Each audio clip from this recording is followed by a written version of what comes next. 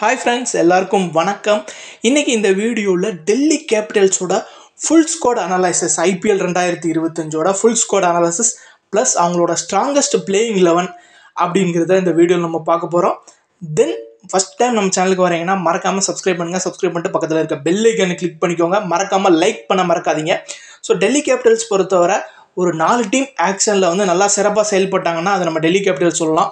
Mitchell ஸ்டார்க்குங்க குறிப்பாக 11,75,00,000 steel பண்ணாங்க. ஏன்னா அவரோட லாஸ்ட் ஆக்ஷன் ரேட் பார்த்தீங்கன்னா 24,75,00,000. ஸோ அப்படி பார்க்கும்போது 13 கோடி மிச்சப்படுத்தி தூக்கியிருக்காங்க. சூப்பரான ஒரு பை. டெல்லி கேபிட்டல்ஸுக்கு ஒரு முதுகு எலும்பாகவே மிச்சல் ஸ்டார்க் இருக்க போகிறாருன்னு எந்த மாற்று கருத்து இல்லை. ஒரு நல்ல பையாக பார்க்கப்படுது. ஸோ அது மட்டும் இல்லாமல் கேஎல் ராகுல 14 கோடிக்கு தூக்குனாங்க. ஏன்னா ஒரு பக்கம் பார்த்தீங்கன்னா ஸ்ரேயஸ் ஐயர் 26 கோடி 75,00,000, இன்னொரு பக்கம் ரிஷப் பண்ட் 27ங்கும் போது இவர் வந்து அவங்க கூட இவரும் அந்த ப்ரைஸுக்கு போக வேண்டியவர் தான். பட் 14 கோடிக்கு ஒரு நல்ல பையாக டெல்லி கேபிட்டல்ஸுக்கு பார்க்கப்படுது. விக்கெட் கீப்பர் ப்ளஸ் கேப்டன் ஆகுதுக்கு அதிக வாய்ப்பு இருக்குது. இவர் தான் கேப்டன்.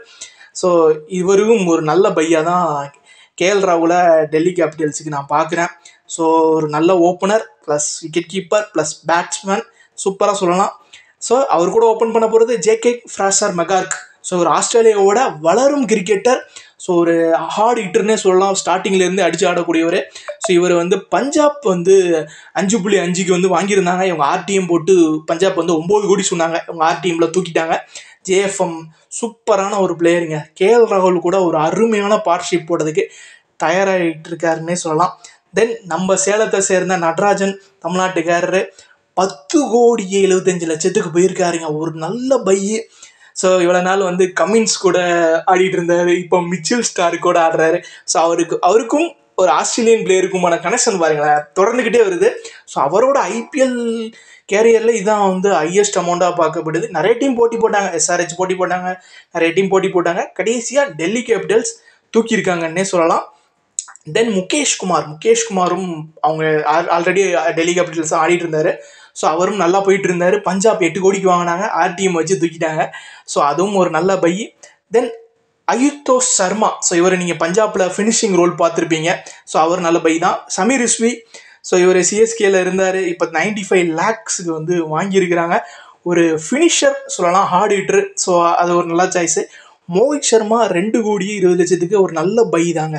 ஸோ பேஸ் ப்ரைஸ் எல்லாம் கிடச்சிது, அதுவும் அதிர்ஷ்டம். தென் பார்த்தீங்கன்னா நான் ரொம்ப சர்ப்ரைஸ் ஆகிறது ஃபேப் டுப்ளசிஸ். யாருமே எடுக்கலை, இவர் எடுத்தாங்க. பட் ஃபேப் டுப்ளசிஸ் மாதிரி ஒரு பிளேயரு லாஸ்ட்டு 3 சீசன் பார்த்தீங்கன்னா ஆர்சிபி கேப்டன் பண்ணியிருக்கிறாரு. இந்த தடவை ஐபிஎல் ஆக்ஷனில் 2 கோடி பேஸ் ப்ரைஸுக்கு போயிருக்கிறாரு.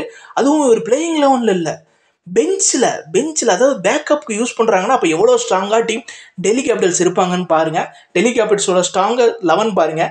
ஜேஎஃப்எம், கேஎல் ராகுல், Harry Brook, Abhishek borewell, ட்ரஸ்டன் Stubbs, Ashutosh Sharma, Axar Patel, Mitchell Stark, Kuldeep Yadav, Natarajan, Mukeshkumar.